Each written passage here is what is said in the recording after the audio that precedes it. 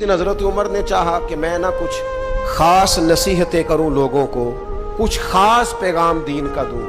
तो आपने लोगों को मस्जिद में जमा किया तो काफी सारे लोग जमा हो गए, शहरी भी देहाती भी। हजरत फारूक आजम रदी अल्लाह ताला उन्होंने किताब व सुन्नत के पैगाम को बड़ा चुन के, बड़ा तलाश करके और बड़ी ज़ौक़ से, बड़ी वारफ्तगी के साथ, बड़े खास लहजे में उन लोगों तक पहुंचाया। गुफ्तगू खत्म हो गई, लोग अपने अपने घरों को चले गए। हजरत फारूक आजम रदी अल्लाह ताला अन्हु घर गए, अपने बच्चों से, अहले खाना से फरमाने लगे, जो गुफ्तगू मैंने मस्जिद में की है तुमने भी सुनी है कि नहीं? ने कहा जनाब हमने भी सुनी है। आप फरमाने लगे मैंने आखिर में एक बात भी की थी। कहा जी हाँ, आपने आखिर में कहा था जिसने मेरी बात पर अमल ना किया मैं सजा भी दूंगा।